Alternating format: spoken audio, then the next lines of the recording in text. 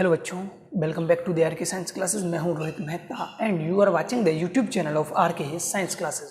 दोस्तों, आज बहुत दिनों के बाद मैं वापस से 12th बायो के लिए लेक्चर लेके आया हूं। अब मैं क्यों नहीं था, 2-3 दिन से क्यों नहीं वीडियो बना पाया, क्योंकि एक तो मौसम ख़राब था और दूसरा मैंने वैक्सीन लगवाया था कोरोना का, तो उसके कारण 2 दिन तक मुझे बुखार आई थी, जो कि स्वाभाविक है ना। ये साइड इफ़ेक्ट नहीं है, ये बहुत ज़रूरी है। ये बहुत ज़रूरी है कि टीका लगने के बाद थोड़ा बहुत जो है हमारी बॉडी में कुछ एक्शन होना चाहिए, या जिसे हम रिएक्शन कहें तो थोड़ा सा होना चाहिए। तो ये रिएक्शन नहीं होता वास्तव में। जब भी वैक्सीन लगवाओगी, जैसे वैसे ज़्यादातर जो वैक्सीन लगते हैं, जैसे टाइफाइड का भी होता है, मेरे भी लगवाया था आज से 3-4 साल पहले, तब भी बुखार आई थी, तो ये नॉर्मल सी बात है। तो मैंने अभी कोरोना का वैक्सीन लगवाया, उसके कारण मुझे 2 दिन तक बुखार आई थी, उसके कारण मैं वीडियो नहीं बना पाया था, आपकी पढ़ाई रोक दी गई थी।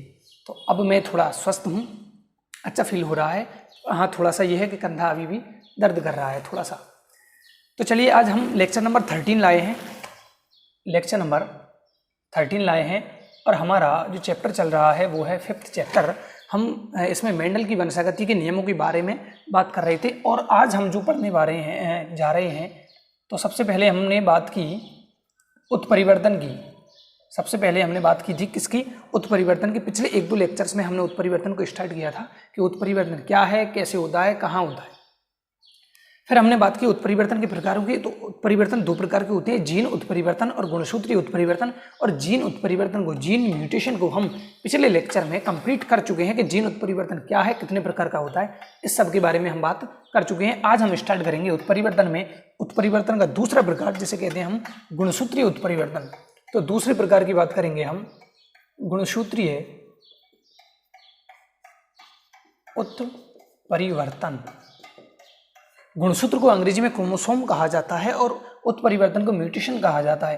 तो इसको कहेंगे क्रोमोसोमल म्यूटेशन। इसको क्या कहा जाएगा? Chromosomal mutation. अब देखिए, जिस उत्परिवर्तन हमने देखा 2 प्रकार के होते हैं, जीन उत्परिवर्तन और गुणसूत्रीय उत्परिवर्तन। जीन उत्परिवर्तन क्या था? जीन उत्परिवर्तन ऐसा उत्परिवर्तन था जिसमें जीन में परिवर्तन होता है। यानी कि जब जीन में परिवर्तन हो तो ऐसे उत्परिवर्तन को क्या कहेंगे? जीनीय उत्परिवर्तन या जीन उत्परिवर्तन, जीन म्यूटेशन कहते हैं। कहाँ परिवर्तन होगा? जीन में। यानी कि जीन में जो न्यूक्लियोटाइड्स स्थित होते हैं, पिछले लेक्चर में बात की हमने न्यूक्लियोटाइड्स क्या है, डीएनए क्या है, आरएनए क्या है, और आरएनए से प्रोटीन कैसे बनता है, इस सब के बारे में हम कंप्लीट बात कर चुके हैं पिछले लेक्चर में। उसको देखने के बाद ही ये लेक्चर समझ में आएगा, ये बात भी कन्फर्म है। तो देखिए, अब इसमें कहाँ चेंज होगा? क्रोमोसोम में चेंज होगा। अब देखो, क्रोमोसोम क्या है नहीं जानते हैं, तो हालांकि शायद पिछले लेक्चर में मैंने बताया था, ये कोई हमारी शेल है, इसमें ये यहाँ पर हमारा क्या है? न्यूक्लियस है, और ये न्यूक्लियर पोर यानी कि केंद्रक रंध्र है। हालांकि इसके ऊपर जो है क्या पाई जाती है? अंतःपद्रव्य जालिका भी ऐसे पाई जाती है, कोई दिक्कत वाली बात इसमें नहीं है। ये हमारी अंतःपद्रव्य जालिका है। और इसमें क्या होता है? इसमें ये हमारा एक धागा स्थित होता है, जिसे हम क्रोमेटिन जाल कहते हैं। इसको हम क्या कहते हैं? क्रोमेटिन जाल कहते हैं। और यही धागा, यही क्रोमेटिन जाल, जब ये कोशिका विभाजन करने योग्य होती है या अपनी विभाजन करती है, तो यही जो धागा है वो एक संरचना में चेंज हो जाता है, मोटी संरचना में चेंज होता है, जिसे अभिरंजित किया जा सकता है। मतलब अगर इस पर कोई डाई डाली जाएगी तो वो इसको कलर प्रदान कर देगी। तो ये कैसी संरचना में कन्वर्ट हो जाएंगी? ये कुछ ऐसी संरचना में कन्वर्ट हो जाती हैं। और इसके अंदर क्या होता है? इसके अंदर डीएनए स्थित होता है। तो इसमें क्या हुआ? गुणसूत्र क्या हो गया? संघनित हो गया एक जगह। और किस में चेंज हो गया? देखो, क्रोमेटिन जाल था, जब धागे के रूप में था तो क्रोमेटिन जाल कहा, लेकिन जब संघनित पास में ये स्थित हो जाता है, तब इसको हम गुणसूत्र कहते हैं। तब इसको क्या कहते हैं? गुणसूत्र। तो और इस गुणसूत्र पर क्या स्थित होते हैं? इस गुणसूत्र पर जीन स्थित होते हैं। जैसे यहाँ पर जीन हो सकता है, जैसे यहाँ पर जीन हो सकता है, बहुत सारे जीन होते हैं। प्रत्येक कोशिका में हमारे में बहुत सारे जीन हैं, और जीनों की संख्या लगभग फिक्स है। लेकिन ये भी बात याद रखने वाली है कि हमारी प्रत्येक जो कोशिका है उसमें गुणसूत्रों की संख्या कितनी है, वो भी फिक्स है। कितनी है? 23 अगर अगुणित कोशिका की बात करें, और 46 अगर द्विगुणित कोशिका की बात करें। तो ज़्यादातर हमारे शरीर में कैसी कोशिका हैं? द्विगुणित कोशिकाएं। तो यानी कि हमारी प्रत्येक कोशिका में 46 गुणसूत्र पाए जाते हैं, या 23 जोड़ी कह दूँ तो इतने गुणसूत्र पाए जाते हैं। लेकिन ये भी याद रखना है कि हमारी प्रत्येक कोशिका में तो सेम है गुणसूत्र, और सेम गुणसूत्र पर सेम जीन पाए जाते हैं। सेम गुणसूत्र पर सेम जीन। अब देखिए, तो ये गुणसूत्रीय उत्परिवर्तन किसे कहेंगे, सबसे पहले उसकी बात करते हैं। तो ऐसे परिवर्तन जो गुणसूत्रों में होते हैं या गुणसूत्रों में होने वाले परिवर्तनों को, गुणसूत्रों में होने वाले परिवर्तन या उत्परिवर्तन क्या कहलाएंगे, ये कहलाएंगे गुणसूत्रीय उत्परिवर्तन। गुणसूत्रों में होने वाले परिवर्तनों को क्या कहेंगे, गुणसूत्रीय उत्परिवर्तन कहेंगे। अब देखो, गुणसूत्र में दो प्रकार से चेंज आ सकते हैं। कितने प्रकार से, दो प्रकार से। कौन कौन से, एक तो गुणसूत्रों के में जीनों की संख्या चेंज हो सकती है, ध्यान देना, एक तो संख्या चेंज हो सकती है और दूसरा संरचना चेंज हो सकती है। यानी कि दो प्रकार के क्या हो सकते हैं, गुणसूत्रीय उत्परिवर्तन हो सकते हैं, एक तो संख्यात्मक और दूसरा संरचनात्मक। संख्यात्मक और संरचनात्मक, तो यानी कि मैं दूसरे तरीके से परिभाषा दे सकता हूं, ये लगाया मैंने बीच में, या अथवा लगा सकते हो। गुणसूत्रों की कैसे परिभाषा देंगे दूसरी, गुणसूत्रों की संख्या या संरचना में परिवर्तन, गुणसूत्रों की संख्या या संरचना में परिवर्तन को क्या कहेंगे, को गुणसूत्रीय उत्परिवर्तन कहते हैं। क्योंकि दो प्रकार से हो सकता है, संख्यात्मक और संरचनात्मक। अब हम बात करते हैं सबसे पहले जो उत्परिवर्तन जो हमारा चल रहा है आज, गुणसूत्रीय उत्परिवर्तन, ये कितने प्रकार का है, तो ये दो प्रकार का है। सबसे पहले मैं बात करूंगा संख्यात्मक उत्परिवर्तन की या संख्यात्मक परिवर्तन, और दूसरा हमारा कौन सा होगा, संरचनात्मक परिवर्तन। संरचनात्मक परिवर्तन। देखिए, अब संख्यात्मक से तात्पर्य क्या हो सकता है, इसका अंदाजा आपको लग गया होगा, और संरचनात्मक परिवर्तन से क्या तात्पर्य होगा, इसका अंदाजा भी तुम लगा चुके होंगे। संख्यात्मक परिवर्तन का मतलब है अगर गुणसूत्र की किसमें चेंज आ रहा है, संख्या में चेंज आ रहा है, गुणसूत्र कम या ज्यादा हो रहे हैं, तो इसको कहेंगे संख्यात्मक उत्परिवर्तन या संख्यात्मक परिवर्तन या संख्यात्मक गुणसूत्रीय उत्परिवर्तन। अगर गुणसूत्रों की संख्या में चेंज आए तो संख्यात्मक, और अगर गुणसूत्रों की संरचना में चेंज आए, गुणसूत्रों की संख्या और संरचना अलग अलग चीजें हैं, संरचना में चेंज आए तब इसको कहेंगे हम संरचनात्मक उत्परिवर्तन या परिवर्तन या संरचनात्मक गुणसूत्रीय उत्परिवर्तन। अब देखिए, तो इसकी परिभाषा में क्या दूंगा, गुणसूत्रों की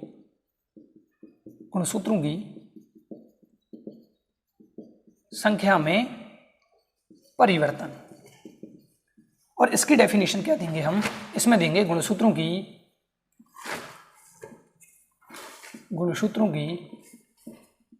संरचना में परिवर्तन, गुणसूत्रों की संरचना में परिवर्तन। चलिए, यहां तक बात आ गई समझ में कि जीन नहीं, उत्परिवर्तन कितने प्रकार का होता है, तो उत्परिवर्तन दो प्रकार का होता है। उत्परिवर्तन में यहां बना देता हूं कितने प्रकार का था उत्परिवर्तन, म्यूटेशन की बात करें तो एक तो था जीन उत्परिवर्तन और दूसरा था गुणसूत्रीय उत्परिवर्तन। जीन उत्परिवर्तन और गुणसूत्रीय उत्परिवर्तन।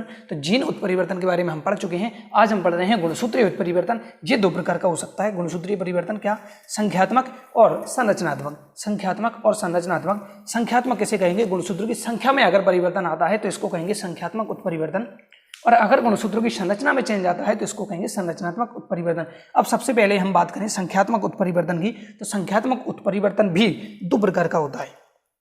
कौन कौन से दो टाइप हैं इसके, तो हम बात करते हैं सबसे पहले सुगुणिता। पहला टाइप कौन सा है, सुगुणिता, जिसे अंग्रेजी में यूप्लॉइडी कहा जाता है, यूप्लॉइडी। और दूसरा टाइप है असुगुणिता, असुगुणिता, जिसे अंग्रेजी में एन्यूप्लॉइडी कहा जाता है, एन्यूप्लॉइडी। क्या कहा जाता है, एन्यूप्लॉइडी कहा जाता है। तो गुणसूत्रों की संख्या में दो प्रकार से चेंज आ सकता है, कैसे कैसे वो देखिएगा अभी। तो इन दोनों टाइपों को पहले तो देखो नाम क्या दिया है, सुगुणिता और असुगुणिता। सु यानी अच्छी तरह है, गुणिता मतलब गुणित में, अच्छी तरह से यानी कि पूरे के पूरे गुणसूत्र गुणित में हों, समझेंगे अभी बात को। और असुगुणिता मतलब पूरे के पूरे गुणसूत्र गुणित में नहीं हो, गुणित में हो, गुणित में नहीं हो।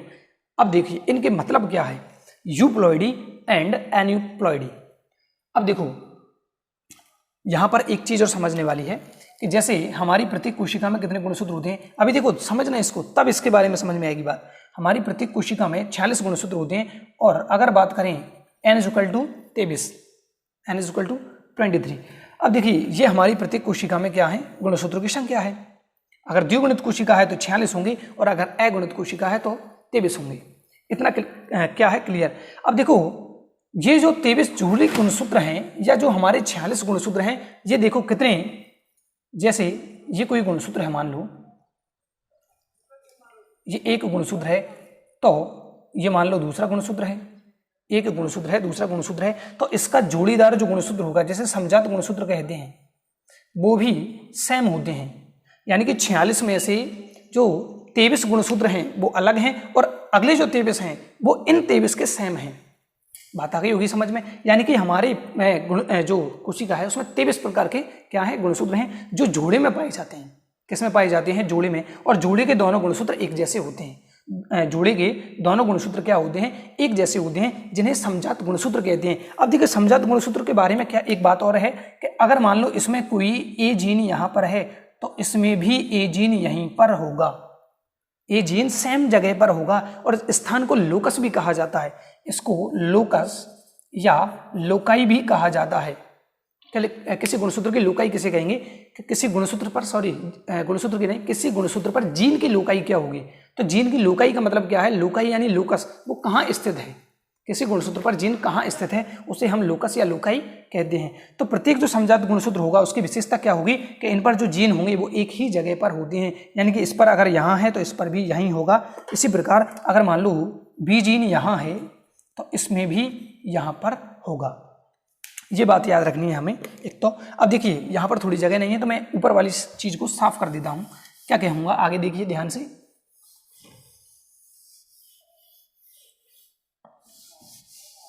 इसको भी हटा दिया है मैंने क्योंकि मेन चीज हमारी यहाँ पर है।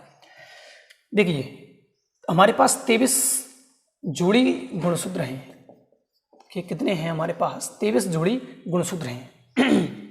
n = 23 और द्विगुणित कोशिका की बात करें तो 23 जोड़ी या 46। तो हमारे पास कितने गुणसूत्र हैं प्रत्येक कोशिका में, 23 जोड़ी गुणसूत्र हैं। और जोड़ी में है तो यानी कि 23 गुणसूत्र एक जैसे हैं और उसके 23 जोड़ी गुणसूत्र जो पहले गुणसूत्रों के सेम है। अब देखिए होता क्या है, जो 23 गुणसूत्र हैं, 23 जोड़ी में से हमने 23 गुणसूत्र लिए क्योंकि हर एक की क्या है, जोड़ी है। 23 गुणसूत्रों के सेट को या फिर 23 गुणसूत्रों के समूह को हम एक सेट कहते हैं। क्या कहते हैं, 23 गुणसूत्रों के समूह को एक सेट कहते हैं। यानी कि अगर कोशिका अगुणित है तो उसमें गुणसूत्रों का एक सेट है, और अगर कोशिका द्विगुणित है तो उसमें गुणसूत्रों के 2 सेट हैं। कोशिका अगर एक गुणित है यानी कि उसमें क्या होगा, केवल एक सेट है गुणसूत्रों का, और इस एक सेट को ही जीनोम कहा जाता है। अगले चैप्टर में ये काम आने वाला है। जीनोम क्या कहते हैं, जीनोम किसे कहते हैं, जीनोम को हिंदी में संजीन कहा जाता है। संजीन, किसी भी अगुणित कोशिका में उपस्थित जीन क्या कहलाएंगे, जीनोम, ये संजीन कहलाते हैं। अब देखिए मैं क्या कह रहा हूं, जैसे कि हमारे पास कितने गुणसूत्र हैं, 23 जोड़ी गुणसूत्र हैं। तो एक सेट में कितने गुणसूत्र होंगे, 23, और 2 सेट का मतलब है 23 जोड़ी हो गई यानी कि 46 गुणसूत्र। तो हमारी द्विगुणित कोशिका में 2 सेट गुणसूत्र पाए जाते हैं, जबकि अगुणित जो कोशिका होगी जैसे कि शुक्राणु, जैसे कि अंडाणु, इनमें केवल एक सेट पाया जाएगा गुणसूत्र का। मेरे ख्याल से ये बात समझ में आ गई होगी। अगर द्विगुणित कोशिका है तो उसमें 2 सेट होंगे, और अगर अगुणित कोशिका है तो केवल उसमें कितने गुणसूत्र होंगे, एक सेट होगा गुणसूत्रों का। आ गई होगी बात समझ में। अब देखिए सुगुणिता, सही प्रकार से गुणित में, यानी कि इसमें क्या कंडीशन होगी, या तो 1 गुणित या 2 गुणित या 3 गुणित या 4 गुणित या 5 गुणित, ऐसे चलती रहेगी, पर यहां तक बहुत है ना। देखो क्या बढ़ रहा है, यहां पर सेट में वृद्धि होती है। किसमें, सेट में, यानी कि मैं लिख सकता हूं गुणसूत्रों के सेट में वृद्धि होना। ध्यान से सुनिएगा बात को, गुणसूत्रों के सेट में वृद्धि होना। सेट का मतलब आ गया समझ में। एक सेट में कितने गुणसूत्र हैं, 23 गुणसूत्र। मानव के लिए बात करें तो एक सेट में 23 गुणसूत्र हैं, अगर मानव की बात करें तो एक सेट में 23 गुणसूत्र हैं। समझ में आ गई बात। अब देखो यहां पर क्या कह रहे हैं अपन, गुणसूत्रों के सेट में वृद्धि करना। जब वृद्धि होना कर देता हूं, गुणसूत्रों के सेट में वृद्धि होना, यानी कि ऑलरेडी अगर एक सेट है तो इसको एक गुणित कहेंगे। क्या कहेंगे इसको, एक गुणित या एक गुणिता, मोनोप्लॉइडी, एक गुणिता। इसी प्रकार से अगर दो सेट हैं तो इसको कहेंगे डाइप्लॉइडी या डिप्लॉइडी। क्या कहेंगे? द्विगुणिता, डिप्लॉइडी। इसी प्रकार से अगर तीन सेट हैं तो इसको कहेंगे ट्राइप्लॉइडी या ट्रिप्लॉइडी। यहां पर दिखाई दे रहा है, चलो दिख रहा है अभी इतना, ट्राइप्लॉइडी या ट्रिप्लॉइडी। इसी प्रकार से बहुत सारे भी गुणित हो सकते हैं, तो बहुगुणिता, क्या कहेंगे इसको? बहुगुणिता, पॉलीप्लॉइडी। सिंपल से नाम है, प्लॉइडी, मोनोप्लॉइडी, डिप्लॉइडी, ट्राइप्लॉइडी, पॉलीप्लॉइडी। कोई दिक्कत नहीं होनी चाहिए, लेकिन समझ में आ गई होगी बात। यहां पर क्या होता है? गुणसूत्रों के सेट में वृद्धि होती है।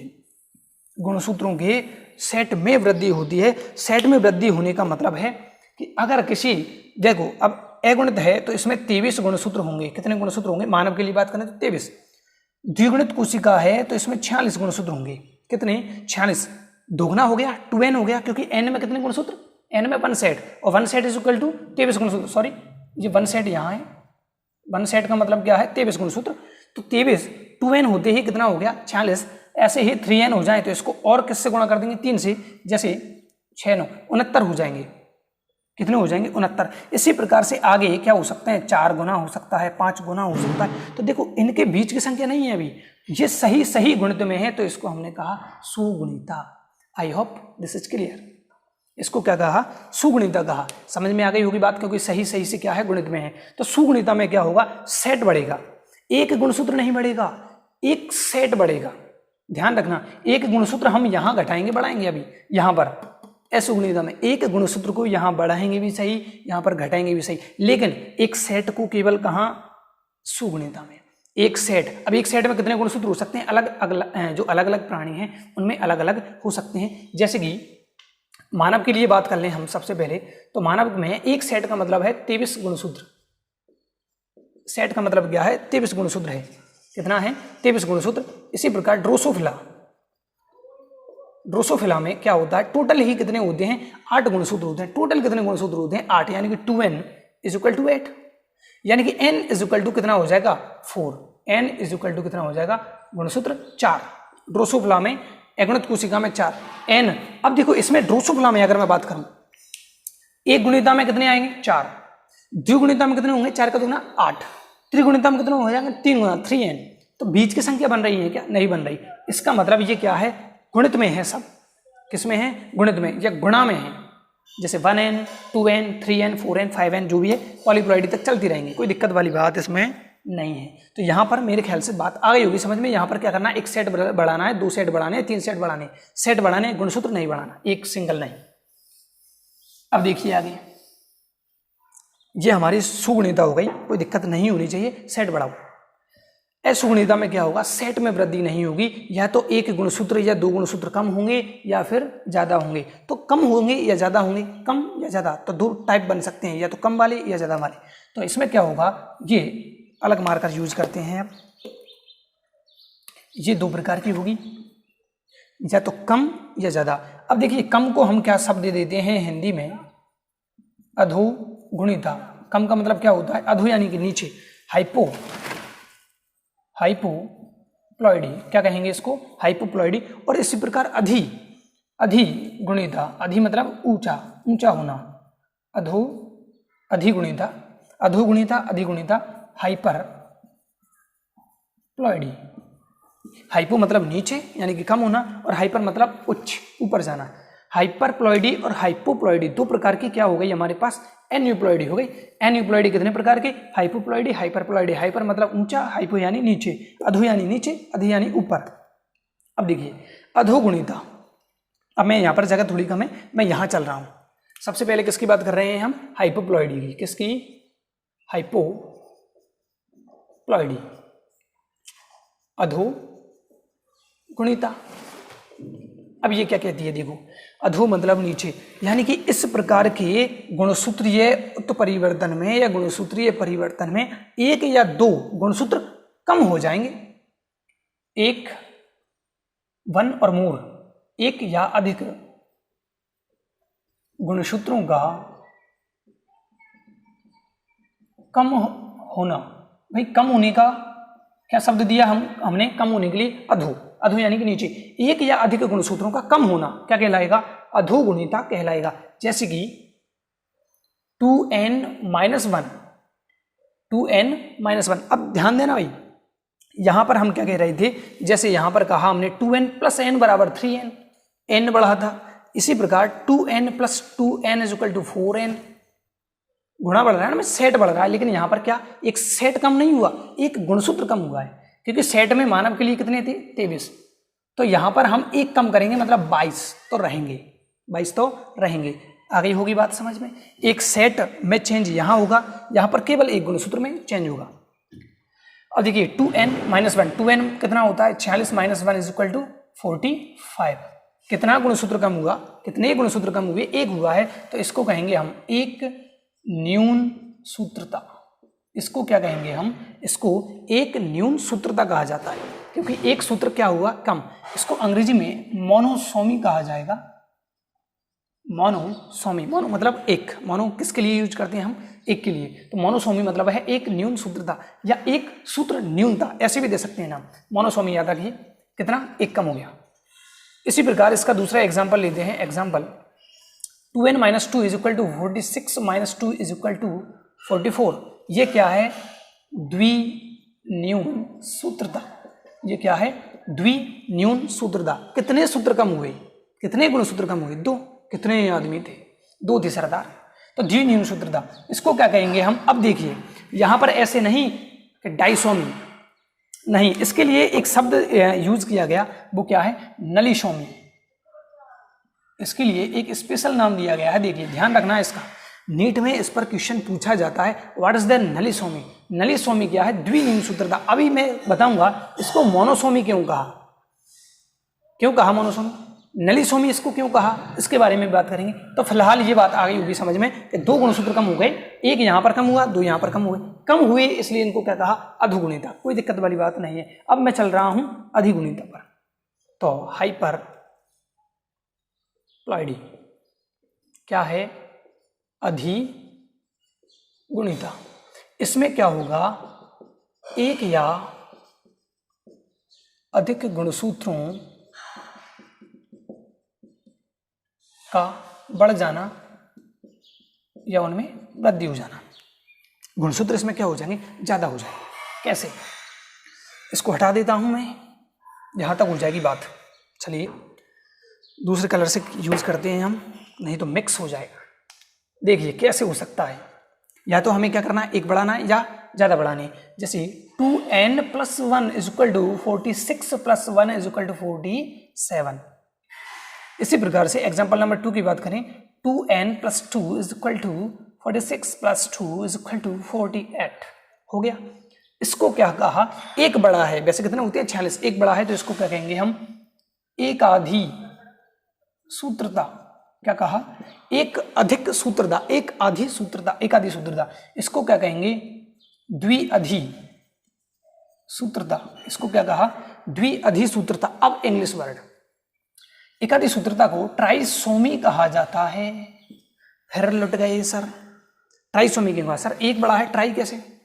बात करेंगे अभी, पॉइंट टू बी नोटेड है ना, याद रखना है। ट्राइसोमी क्या होगा? द्विअधी सूत्रता को टेट्रासोमी कहा जाता है। क्या कहा जाता है? टेट्रासोमी। सर 2 टेट्रा, टेट्रा का मतलब तो हम 4 समझते हैं केमिस्ट्री में, लेकिन द्वि यानी तो डाई होता है, डाई या वाई, पर यहाँ पर सर उल्टा चल रहा है सब बायो में, ऐसा कुछ नहीं है, अभी समझ में आएगा। अब देखिए ये हो गए हमारे पास अधोगुणिता, अधिगुणिता। अधो और अधि। हाइपोप्लॉइडी, हाइपरप्लॉइडी। हाइपो, हाइपर, हाइपर मतलब जैसे हाइपरटेंशन हो गई। क्या हो गई? हाइपरटेंशन में क्या हो जाता है? हाइपरटेंशन में टेंशन ज्यादा हो जाती है। हाइपर बीपी, बीपी का हाई हो जाना। हाइपो यानी कि नीचे, जैसे हम पढ़ेंगे अधिजायांग, अधोजायांग। अधिजायांग मतलब जायांग ऊपर है, अधोजायांग मतलब जायांग नीचे है। सुपीरियर, इन्फीरियर, ऐसे शब्दों का यूज होता है बॉटनी में। बॉटनी में पढ़ेंगे हम जब फ्लावर की स्ट्रक्चर पढ़ेंगे। तो यहाँ पर देखिए, अब मैं दोबारा चलता हूँ। अधोगुणिता में गुणसूत्रों की संख्या कम हो जाएगी, 1 या 2। सेट अगर ज्यादा हो रहे हैं तो वो है यूप्लॉइडी। सेट अगर ज्यादा हो रहे हैं, सेट की बात करेंगे तो सुगुणिता। और अगर सेट नहीं, 1 या 2 गुणसूत्र कम या ज्यादा होंगे, तो कम होंगे तो अधोगुणिता और ज्यादा होंगे तो अधिगुणिता। अब मैं बात करता हूं एक न्यून सूत्रता। एक सूत्र कम हो गया, मोनोसोमी। दो न्यून सूत्रता में दो गुणसूत्र कम हो गए या एक सेट कम हो गया, ऐसे भी तो कह सकते हैं। जरूरी नहीं है सेट वाले दोनों जाएं, अलग अलग भी जा सकते हैं, ठीक है। यानी कि मैं इसको 2n-2 की जगह क्या लिख सकता हूं, बड़े ध्यान से सुनना, 2n-1 इसका मतलब क्या होगा, ध्यान से सुनना, हालांकि सिलेबस में नहीं है फिर भी सुन लो।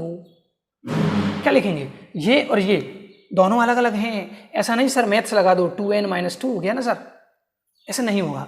इसमें क्यों नहीं हुआ, इसका मतलब और इसका मतलब क्या है, इसमें दो अलग अलग गुणसूत्रों के जोड़े से एक एक गुणसूत्र गया है। इसमें क्या हुआ है, दो अलग अलग गुणसूत्रों के जोड़े से एक एक गुणसूत्र गया है, जबकि इसमें किसी एक ही जोड़े से दोनों गुणसूत्र गए हैं। तो इसको ऐसे लिखेंगे, हालांकि दोनों ही एग्जाम्पल किसके होंगे, द्विन्यून सूत्रता नलिशोमी। और 2n+1 47 हो गए, एक अधिक हो गया ट्राइसोमी, और दो अधिक हो गए तो द्विअधि सूत्र टेट्रासोमी। अब देखिए मैं समझा देता हूं क्यों ऐसा क्या हुआ, क्यों इनको ये शब्द नाम दिए गए। देखो बेटा सिंपल सी बात है, किसी जोड़े में दो गुणसूत्र होते हैं, जैसे मान लो कोई सा भी ले लो, इसको 6 नंबर दे दो, 7 नंबर दे दो, कुछ भी दे दो, मैं 7 दे देता हूँ, कोई दिक्कत वाली बात नहीं है। तो इस जोड़ी में क्या है, इसके पास दोनों गुणसूत्र उपस्थित हैं। कितने गुणसूत्र उपस्थित हैं, 2 गुणसूत्र। अब मैं कहूँ इसमें एक कम हो जाए, एक कम हो गया मतलब एक न्यून सूत्र था, ये लो साहब, ये मैंने एक गुणसूत्र कम कर दिया बेटा, तो अब 7वें जोड़ी गुणसूत्र में बचा कितना, जोड़ी तो बची नहीं, कितना बचा, एक। तो एक के लिए क्या वर्ड यूज किया, मानुसोमी। चलिए नलिशोमी, इसको भी अगर मैं हटा दूं तो 7वीं जोड़ी के तो बेटा गुणसूत्र गायब हो गया, नील नील नलिशोमी, नील नलिशोमी, ऐसे याद कर लेना, ठीक है। इसके बाद फिर मैंने बना दिया ये 7वीं जोड़ी, शटाक सट बन गया। एक अधिसूत्र मतलब एक ऐड करना है, चलिए भाई ये 7वीं जोड़ी में एक गुणसूत्र बढ़ गया, कितने हो गए, 3 आदमी। तो इसको क्या कहा, ट्राइसोमी। मतलब समझ में आ गई होगी बात, ट्राइसोमी क्यों कहा, क्योंकि 2 ऑलरेडी थे किसी भी जोड़ी में, किसी भी जोड़ी में 2 गुणसूत्र ऑलरेडी थे, जैसे 46 तो थे, एक बढ़ा है तो ट्राइसोमी हो गई, उसकी क्या हो गई, ट्राइसोमी हो गई। हम पढ़ेंगे इसमें टर्नर सिंड्रोम, टाउन सिंड्रोम, ना क्लाइनफेल्टर सिंड्रोम, फिनाइलकीटोन्यूरिया, ये सारी बीमारियां हम गुणसूत्रों से संबंधित जो आनुवंशिक रोग हैं, हीमोफीलिया, वर्णांधता, ऐसे रोगों के बारे में हम पढ़ेंगे, इसी चैप्टर में पढ़ने वाले हैं। और चैप्टर लगभग समाप्ति की ओर जा रहा है। तो ट्राइसोमी का मतलब समझ में आ गया बेटा, 3 गुणसूत्र हो जाएंगे किसी भी जोड़ी के। इसी प्रकार टेट्रासोमी भी अब तो समझ गए होंगे, टेट्रासोमी +2 हो गया। अब इसको क्या कहेंगे, ट्राइसोमी में तो कितना बढ़ेगा, +1, टोटल कितने हो जाएंगे, 3। टेट्रासोमी में क्या करना पड़ेगा, +2 और टोटल हो जाएंगे 4। किसी भी जोड़ी में कितने हो जाएंगे, 4। तो ये है ट्राइसोमी क्यों कहा, एक ऐड होने पर 3 हो गए थे इसलिए ट्राइसोमी कहा। और टेट्रासोमी क्यों कहा, क्योंकि 4 हो गए थे। कोई दिक्कत वाली बात इसमें नहीं है। तो यहां पर देखिए हमारी क्या कंप्लीट हो जाती है, असुगुणिता में अधोगुणिता और अधिगुणिता भी कंप्लीट हो जाती है। और ये दोनों असुगुणिता और सुगुणिता किसके पार्ट थे, संख्यात्मक परिवर्तन की। अब हम बात करेंगे संरचनात्मक परिवर्तन, किसकी बात करेंगे हम, संरचनात्मक परिवर्तन की। तो चलते हैं, एक बार स्क्रीनशॉट ले लें इसका, फिर चलते हैं हम संरचनात्मक परिवर्तन। Let's ready.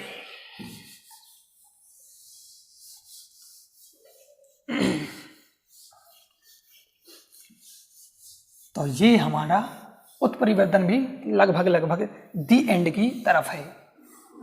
चलिए बात करते हैं हम संरचनात्मक परिवर्तन, संरचनात्मक परिवर्तन या उत्परिवर्तन। देखिए सबसे पहले डेफिनेशन की बात करते हैं। संरचना, किसकी संरचना, गुणसूत्र, गुणसूत्रों की संरचना में परिवर्तन। पहले क्या पढ़ा, संरचना में नहीं, पहले पढ़ा हमने संख्याओं में परिवर्तन। अब पढ़ रहे हैं गुणसूत्रों की संरचना में परिवर्तन। अगर गुणसूत्रों की संरचना में परिवर्तन होता है, किसमें, संरचना में, तो इसे कहेंगे संरचनात्मक परिवर्तन। ये देखिए अब ये कितने प्रकार की होती है, देखिए ये 4 प्रकार की होती है मुख्यतः। सबसे पहले हम बात करेंगे विलोपन की। किसकी, विलोपन। विलोपन को हम पहले ऑलरेडी जीन उत्परिवर्तन में पढ़ चुके हैं। इसको क्या कहा जाता है, डिलीशन। यानी कि कोई चीज डिलीट होगी, डिलीशन में क्या होगा, कोई चीज डिलीट होगी तो विलोपन। इस मार्कर में इंक कम हो गई है, रख दो साइड में। विलोपन डिलीशन। अब देखो क्या है विलोपन, किसी गुणसूत्र से किसी भाग का विलुप्त हो जाना। जैसे कि मेरे पास ये एक क्या है, ऊपर बना देते हैं थोड़ा, सबके चित्र बन जाएं। ये मान लो मेरे पास क्या है, एक गुणसूत्र है और यहां पर लिखा हुआ है ABCDEF। ये लिखा हुआ नहीं होता, ये हमने जीनों को नाम दिया, A gene, B gene, C gene, D gene, E gene, F gene. Gene है कहाँ स्थित होते हैं सर, ये कहाँ होते हैं जीन, गुणसूत्र पर स्थित होते हैं। गुणसूत्र कहाँ होता है, केंद्रक में होता है। केंद्रक कहाँ होता है, कोशिका में होता है। और कोशिका कहाँ होती है, पता नहीं। विलोपन डिलीशन ABCDEF। अब आगे देखिए विलोपन की परिभाषा क्या होगी, किसी भी गुणसूत्र से किसी भाग का विलुप्त हो जाना क्या कहलाएगा, विलोपन कहलाएगा। क्या कहलाएगा, विलोपन कहलाएगा। अब इसमें क्या होगा, देखो ये नॉर्मल है, ये मैंने बना दिया ABDEF। क्या हुआ सर, कहाँ चेंज आया, सी गया, विलुप्त हो गया। कौन विलुप्त हो गया, सी। तो इसको कहेंगे हम विलोपन। अब ये दो प्रकार से हो सकता है, कैसे कैसे सर, जरूरी था कि यहीं से जाए, यहां से गया, पहला टाइप था ये हमारा, कौन सा, यहां से गया है तो इसको कहेंगे बीच में से गया है ना भाई। दो प्रकार कौन कौन से, पहले नाम सुन लीजिए। अब मैं इसको ऐसा करता हूं, थोड़ा नीचे बनाता हूं ताकि दो टाइप समझ में आ जाएंगे तुम्हें। कितने टाइप आ जाएंगे, दोनों समझ में आ जाएंगे। कैसे, जैसे ABC और मैंने इस बार D हटा दिया, हटाओ E और ये F, कहीं से जा सकता है, यहां से गया सर। चलिए भाई, पहली कंडीशन। दूसरी कंडीशन देखिए, BC और इधर DEF, कहां से गया सर, तो ये देखिए ये सिरे से भी जा सकता है और ये बीच में से भी जा सकता है। कोई भी पार्ट अगर डिलीट हो रहा है तो वो तो क्या है, विलोपन है, डिलीशन है। अब ये दो प्रकार का हो सकता है। कौन कौन से दो टाइप हैं, तो सबसे पहले देखिए कहाँ से गया है, बीच में से गया है। सबसे पहले देखो हमारा जो बीच में से गया है इसको कहते हैं क्या कहते हैं इसको, अंतर्वेशी। बीच में से अंतर्वेशी या अंतराली विलोपन, अंतर्वेशी या अंतराली विलोपन। इंटरकैलरी डिलीशन, इंटरकैलरी डिलीशन कहते हैं इसको। और जो दूसरा टाइप है देखो, वहां से टर्मिनल से गया है, एक सिरे से गया है, तो इसको कहेंगे, क्या कहेंगे इसको, अंतस्थ। अंत से गया है, अंतस्थ विलोपन, अंतस्थ विलोपन। टर्मिनल, टर्मिनल डिलीशन, क्या कहेंगे इसको, टर्मिनल डिलीशन। अंतस्थ कह दो, शीर्षस्थ कह दो, कुछ भी कह सकते हैं। तो ये क्या हो सकता है, ये दो प्रकार से हो सकता है। अगर गुणसूत्र के किसी भाग से जो विलुप्त होता है वो भाग अगर बीच से गया है तो उसको अंतर्वेशी या अंतराली विलोपन कहते हैं। जबकि अगर शीर्ष भाग से गया है, या तो आगे से मतलब इधर से भी जा सकता है और दूसरे साइड से भी जा सकता है, तो कहीं से जाए लेकिन शीर्ष से जाए तो इसको अंतस्थ या शीर्षस्थ विलोपन कहा जाएगा। तो ये टाइप किसके हैं, दोनों विलोपन के हैं। चलिए स्क्रीनशॉट ले लीजिए इसका। दूसरा टाइप के बारे में बात हम करते हैं। अच्छा, एग्जाम्पल यहाँ पर देखिए, एक नाम दे रहा हूं मैं बहुत खतरनाक, क्राई डू चैट। क्या है नाम, क्राई डू चैट। ये एक सिंड्रोम है, एक रोग है, एक रोग है जो गुणसूत्रों से संबंधित है।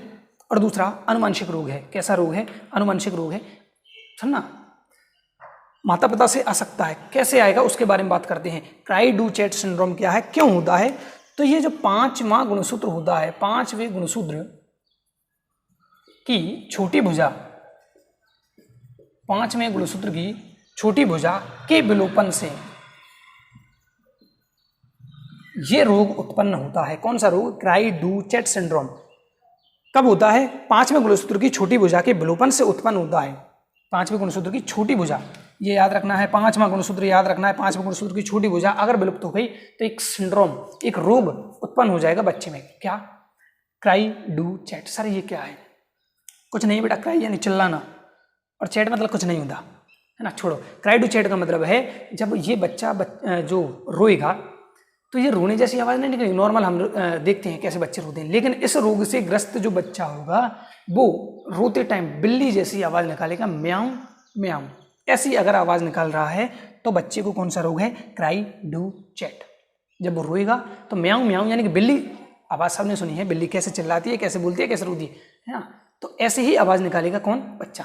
कौन से सिंड्रोम से, क्राई डू चैट। कैसे होगा, 5वें गुणसूत्र की छोटी भुजा। ये छोटी भुजा क्या है, गुणसूत्र है, बड़ी भुजा और एक छोटी भुजा, ये वाली भुजा विलुप्त हो गई तो इससे एक रोग हो जाएगा जिसे कहते हैं क्राई डू चैट। ये किसका एग्जाम्पल है, विलोपन का। कौन सी भुजा विलुप्त हुई, छोटी, किसी गुणसूत्र की, 5वें, क्या रोग होगा, क्राई डू चैट, खत्म वाली बात। नेक्स्ट दूसरा प्रकार लेते हैं हम, 4 प्रकार के। दूसरा प्रकार ब्लैक मार्कर, ये रहा। दूसरा लेते हैं हम ट्रांसलोकेशन, स्थानांतरण। स्थानांतरण, ट्रांसलोकेशन।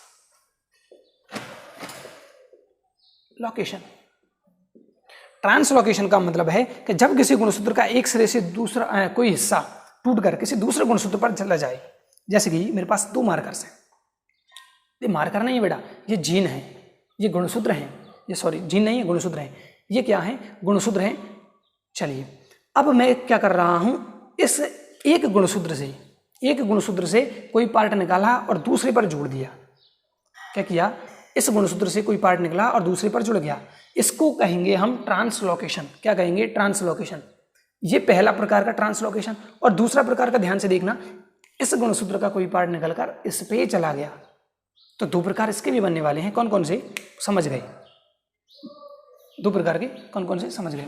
स्थानांतरण, ट्रांसलोकेशन, इसमें क्या होने वाला है, गुणसूत्र का कोई पार्ट टूटकर उससे अलग हो जाता है तो इसको कहेंगे हम स्थानांतरण। अब किसी भी गुणसूत्र से जाकर वो जुड़ सकता है, या तो समझात हो सकता है या असमझात हो सकता है। अब देखो स्थानांतरण 2 प्रकार से हो सकता है। कैसे कैसे हो सकता है, एक तो एक पार्श्विक और एक होगा द्विपार्श्विक। एक पार्श्विक और द्विपार्श्विक क्या है, अभी समझा दिया था मैंने मार्कर्स का यूज करके, कि अगर एक गुणसूत्र से भाग टूटकर दूसरे पर जाए लेकिन दूसरे से टूटकर पहले पर ना आए तो इसको कहेंगे एक पार्श्विक। और द्विपार्श्विक में दोनों का क्या हो जाएगा, एक्सचेंज। दोनों का क्या हो जाएगा, एक्सचेंज। तो एक पार्श्विक और द्विपार्श्विक में कोई दिक्कत वाली बात नहीं होनी चाहिए। एक पार्श्विक किसे कहेंगे, इसमें एक गुणसूत्र से गुणसूत्र खंड दूसरे गुणसूत्र में जाता है। एक गुणसूत्र से गुणसूत्र का खंड दूसरे गुणसूत्र में जाता है। और जो हमारा द्वितीय प्रकार है वो क्या है, द्विपार्श्विक। इसमें क्या होता है, इसमें गुणसूत्र खंडों का गुणसूत्रों में आदान प्रदान होता है। खंडों का आदान प्रदान, कोई दिक्कत वाली बात नहीं है, नाम से ही पता चल रहा है। द्विपार्श्विक, दोनों पार्श्व का मतलब क्या होता है वो देखिए, साइड, दोनों साइडों से। जैसे कि ये 2 मेरे पास क्या है, गुणसूत्र हैं। ये पहला गुणसूत्र से कोई पार्ट निकला और ये दूसरे गुणसूत्र से पार्ट निकला। ये पहले गुणसूत्र का पार्ट दूसरे पर जुड़ा और दूसरे का पार्ट कहाँ जुड़ा, पहले पर नहीं जुड़ रहा है, इसमें ढक्कन नहीं लग रहा है, कोई दिक्कत नहीं, समझ गए। इसको क्या कहेंगे हम, द्विपार्श्विक। और अगर एक से ही होता तो इसको कहते हैं एक पार्श्विक, कोई दिक्कत वाली बात इसमें नहीं है। चलिए ये भी समझ गए सर, बहुत बढ़िया। एग्जाम्पल भी है अपने पास, कोई दिक्कत वाली बात नहीं है। जैसे कि मान लो एक गुणसूत्र है ABCDEF, दूसरा गुणसूत्र 1 2 3 4 5 6। अगर इन दोनों में क्या हो जाए, एक पार्श्विक परिवर्तन, तो क्या बनने वाला है, ये बनेगा ABC। और यहां पर हो सकता है क्या, 4 5 6, समझ गए होंगे, ठीक है, कोई दिक्कत वाली बात इसमें नहीं है। इसमें क्या हो जाएगा, इस वाले कंडीशन में, जैसे कि यही अगर गुणसूत्र हैं तो क्या कंडीशन बनेगी, ABC 1 2 3। इधर क्या करेंगे, DEF, और इधर क्या बनेगा 4 5 6। दोनों में एक्सचेंज हो गया, कोई दिक्कत वाली बात इसमें नहीं है। आगे चलिए, तीसरा टाइप की बात करते हैं। चलो तीसरा टाइप क्या है, प्रतिलोमन। प्रतिलोमन में क्या होता है, देखिए प्रतिलोमन में क्या होता है, प्रतिलोमन देखो, प्रतिलोमन उल्टे जुड़ना, उल्टे जुड़ना, उल्टे जुड़ना मतलब कोई गुणसूत्र है 1 2 3 4 5 6, ये गुणसूत्र है, तो इसमें क्या हो जाएगा, यहां से ये टूटेगा और ये कैसे जुड़ जाएगा, उल्टा, जैसे 1 2 3 6 5 4, यानी कि कोई गुणसूत्र खंड पहले टूटेगा और जैसे ये टूटा और 180 डिग्री के कोण पर घूमेगा, जैसे ये अभी इधर जुड़ रहा है, ये मैंने पार्ट दिखाया है, ये वाला ये ऐसे जुड़ा हुआ है, तो अगली कंडीशन कैसे हो जाएगी, टक हो सकती है। तो इसको क्या कहेंगे हम, उल्टे जुड़ना, यानी कि प्रतिलोमन। ये भी दो प्रकार से हो सकता है, एक तो पराकेंद्री और एक परिकेंद्री, परा एंड परी। तो इसमें भी कोई दिक्कत वाली बात नहीं होनी चाहिए। और लास्ट जो हमारे पास हेडिंग या संरचनात्मक परिवर्तन या संरचनात्मक उत्परिवर्तन का टाइप है, वो है हमारे पास द्विगुणन, द्विगुणन, डुप्लीकेशन। इसमें सिंपल है, जब कोई गुणसूत्र का जैसे 1 2 3 4 5 6 इसमें किसी पार्ट का क्या हो जाए, द्विगुणन हो जाए, जैसे 1 2 2 3 4 5 6, दो कितनी बार आ गया, 2 बार। तो किसी भी गुणसूत्र में किसी एक भाग का क्या हो जाना, डबल हो जाना, इसको कहेंगे द्विगुणन। प्रतिलोमन, गुणसूत्र टूटेगा उल्टा जुड़ जाएगा, तो इसको कहेंगे प्रतिलोमन। स्थानांतरण में क्या हो सकता है, एक्सचेंज होगा, एक्सचेंज होगा। अब एक साइड से जाके चेंज हो गया, दूसरे पर जाके जुड़ गया, लेकिन दूसरे से पहले बन नहीं आया, तो एक पार्श्विक लिखा था अभी। और द्विपार्श्विक में क्या होगा, दोनों साइड से एक्सचेंज हो जाएंगे, तो द्विपार्श्विक हो जाएगा। विलोपन में क्या होगा, कोई भी पार्ट डिलीट हो जाएगा, क्या होगा, डिलीट। अब दो जगह से हो सकता है, या तो बीच में से या फिर टर्मिनल से। तो टर्मिनल से हो सकता है और बीच में से भी हो सकता है। बीच में से अगर हो रहा है तो अंतर्विषय, और टर्मिनल से हो रहा है, टर्मिनल यानी कि शिरे से हो रहा है, तो इसको अंतस्थ या शीर्षस्थ। तो ये थे हमारे संरचनात्मक परिवर्तन। और हमने देख लिए थे संख्यात्मक में कैसे चेंज आ सकते हैं। संख्या में संख्या भी चेंज हो सकती है, सुगुणिता और असुगुणिता। सेट भी चेंज, एक या दो गुणसूत्र कम भी और ज्यादा भी, है ना। उनमें क्या देखा था हमने, अधोगुणिता और अधिगुणिता। तो यहाँ पर हमारा जो उत्परिवर्तन का लेक्चर था वो यहाँ पर हमारा समाप्त होता है। इसके बाद एक ही चीज बचती है इसमें, क्या, वो है उत्परिवर्तन जन। उत्परिवर्तन जन, म्यूटाजन क्या है, उसके बारे में अगले लेक्चर में बात करेंगे, उसको कल शूट किया जाएगा। ठीक है दोस्तों, ऐसे ही हमारे चैनल पर बने रहें, ऐसे ही हमें प्यार देते रहें और हमारी वीडियोज़ को लाइक ज़रूर करते रहें। ठीक है, और आपकी पढ़ाई में रुकने नहीं दे रहा हूँ, मैं कंटिन्यू वीडियो बना रहा हूँ। थोड़ी सी 2 दिन से तो क्या है, वो टीके के कारण तबीयत खराब थी तो वीडियो नहीं बनाता। वैसे मैंने पढ़ाई आपकी जारी रखने की पूरी कोशिश की। आज भी लगभग 3-4 बज गए हैं शाम को, तो वीडियो मैंने सोचा बनाना है तो बनाने आ गया था। तो ऐसे ही पढ़ाई करते रहें। अपने लॉकडाउन जो अभी चल रहा है उसका यूज करो, आपदा को अवसर में बदलो। ठीक है, और किसी भी प्रकार की अफवाह से बचें कि टीके से ऐसा हो रहा है, टीके से मौत हो रही है, टीके में ऐसा है, किसी को हार्ट अटैक आ गया, किसी को ये हो गया, उसके हृदय फट गया, उसकी आँख फट गई, पता नहीं दुनिया भर की अफवाह चल रही है इस टाइम, है ना। तो कुछ नहीं होता। मैं तुम्हारे सामने एक एग्जाम्पल, मैंने भी कोरोना का वैक्सीन लगवाया है, कोविशील्ड वैक्सीन लगवाया है और कोई साइड इफेक्ट नहीं है। हाँ, 2 दिन के लिए बुखार जरूर आ सकती है, 1 या 2 दिन के लिए, लेकिन ये भी जरूरी नहीं है कि हर एक व्यक्ति को बुखार आएगी। तो किसी भी प्रकार की अफवाह से सबसे पहले बचें। अफवाह अगर कोई फैला रहा है तो उसको नज़रअंदाज कर दें। और किसी भी प्रकार का भ्रामक मैसेज ना तो आपको फैलाना है, ना ही फेसबुक, ना ही व्हाट्सअप, ना ही इंस्टाग्राम और ना ही यूट्यूब पर। कहीं भी आपको भ्रामक मैसेज फैलाने की ज़रूरत नहीं है। ये टाइम सुरक्षा और सावधानी बरतने का है। सुरक्षा बरतें, सावधानी रखें। जय हिंद, जय भारत।